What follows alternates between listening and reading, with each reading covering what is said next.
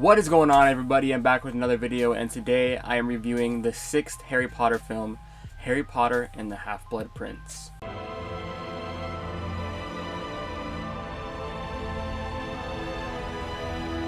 The director is David Yates once again. It is scored by Nicholas Hooper. I first want to say before I get into it is that this film is like the only film that didn't have that many action scenes in it. I gotta admit, when I first saw this in theaters when I was 9 years old, I came out a little unsatisfied. But watching it again after being grown up, it really hits different. I really appreciated it more, and I realized how important this film is to the series. Alright, so this movie starts off with a dark opening, and to the Death Eaters actually invading the Muggle world. They're destroying a bridge, they're just going around making havoc. This just shows you how far Voldemort has gone, and how screwed up everything is getting. We then see Harry reading a newspaper at a cafe while this worker is trying to flirt with him. Dumbledore appears, Harry takes his arm, and we witness apparition for the very first time.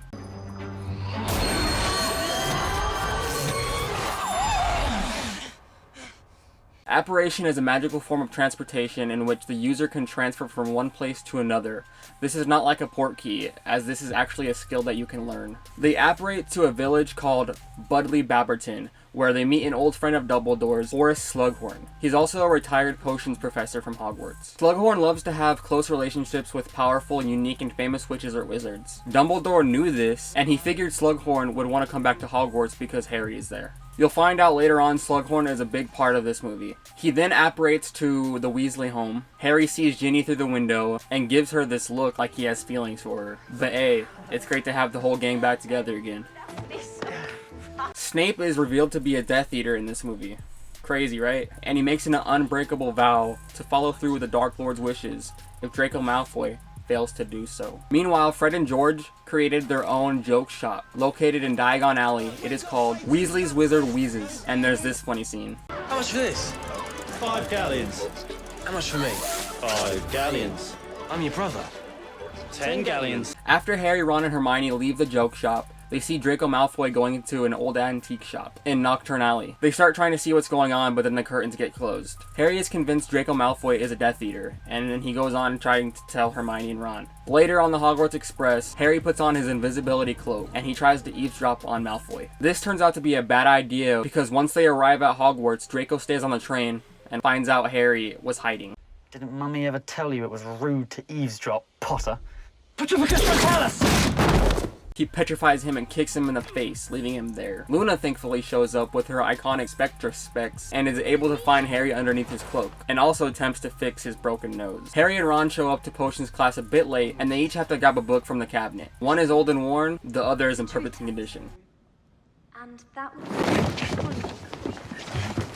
Harry ends up getting the old one, and opens up the first page, and it says,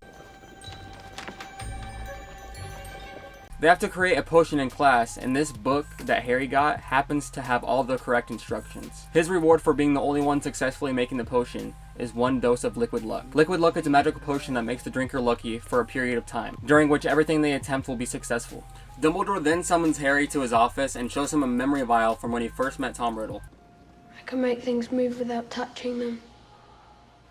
Dumbledore then tells Harry that Professor Slughorn became very close with Tom Riddle while he attended Hogwarts. Slughorn possesses some very important information, but he won't give it up easily.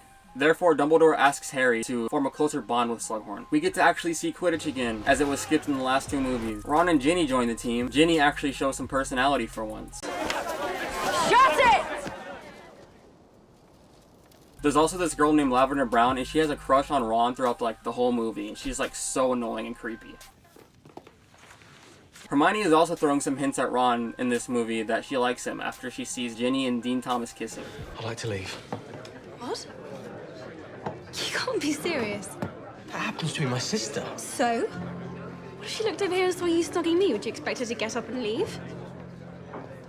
In fact, this film is focused a lot on relationships. In this scene, Hermione and Harry attend Slughorn's dinner party. Ginny shows up, and this is what Harry does. Sorry, I'm not usually lit. No matter. Later on in the movie, Ron has a Quidditch match to go to, and he's not feeling very confident. Harry then tricks Ron into giving him a dose of Liquid Luck, so he performed very well during the Quidditch match. Everyone is cheering him on afterwards, and then Lavender Brown comes up to him and starts making out with him. This upsets Hermione, so she leaves the room, and then we see her crying on the stairs. Deal with Ginny. There's also this one scene that I wanted to include. It doesn't really affect the story at all, but it's just pretty funny. Here it is. Apparently she's trying to smuggle you a love potion. Really? Hey, she's only interested in you because she thinks you're the chosen one. But I am the chosen one. Okay, sorry. Meanwhile, Draco is testing out a vanishing cabinet in the room of requirement. Harry and the gang go back home for the holidays, and Bellatrix and Fenrir Greyback come and destroy the Weasley house and set it on fire.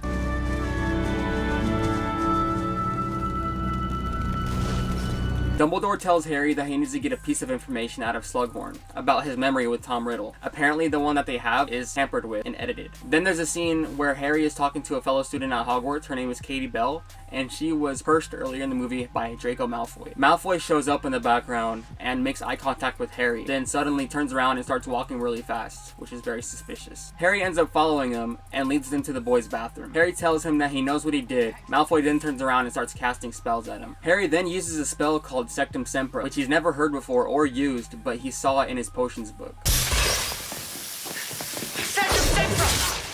Malfoy ends up on the ground with blood everywhere.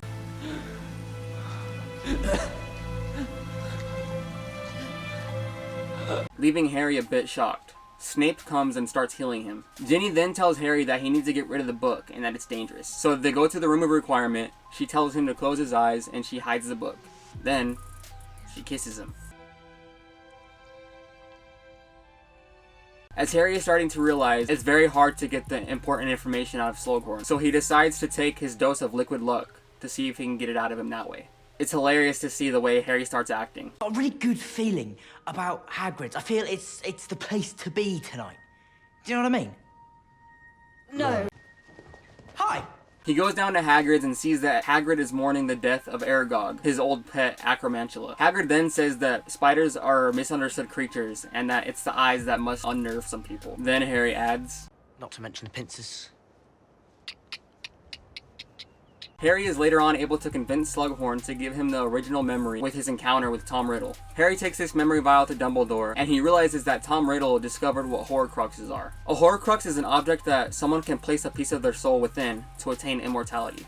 It turns out that Tom Riddle's diary that Harry destroyed during his second year at Hogwarts in the Chamber of Secrets was actually a Horcrux. Dumbledore also destroyed Tom Riddle's mother's ring, which also happens to be a Horcrux, but in return left his hand black and cursed. Dumbledore and Harry then go to try to find another Horcrux, which leads them to the Crystal Cave. Dumbledore believes that Voldemort would be hiding one of his Horcruxes here because this cave was a big part of Tom Riddle's childhood. When they get inside the cave, Dumbledore tells Harry that he must do anything that he says without question. Harry ends up having to force some potion down Dumbledore's throat, which is a very intense scene to watch. You have to keep drinking, like you said, remember?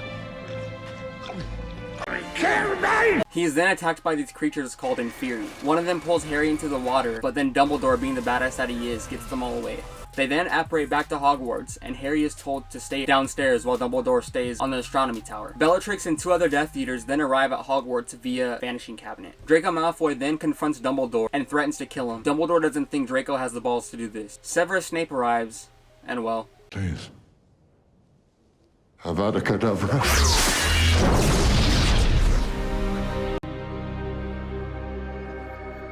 Yes, he kills Dumbledore. This scene is so sad, it gets me in the feels every time. Immediately after this, Bellatrix casts the Dark Mark into the sky. Then she goes to the Great Hall, destroys all the windows, and burns out all the candles. Then she goes to Hagrid's hut and sets it on fire. Harry runs after all of them and starts yelling at Snape, saying that Dumbledore trusted him. Harry then tries casting Sectum Sempra, the same spell that he used on Malfoy earlier in the movie. Sectum Sempra! Snape deflects it and says, You dare use my own spells against me, Potter? Yes. I'm the Half-Blood Prince. all the staff and students then put up all their wands to honor Dumbledore.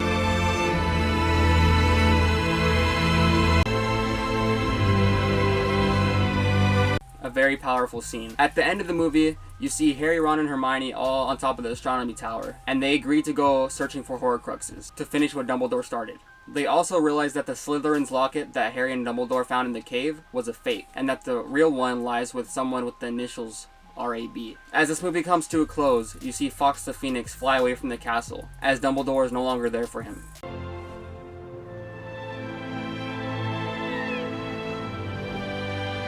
Hey, well thank you guys so much for watching. This concludes the end of Harry Potter and the Half-Blood Prince. Next, I will be reviewing Harry Potter and the Deathly Hallows Part 1. If you guys made it this far, thank you so much. Like and subscribe if you enjoyed, and I'll see you in the next one.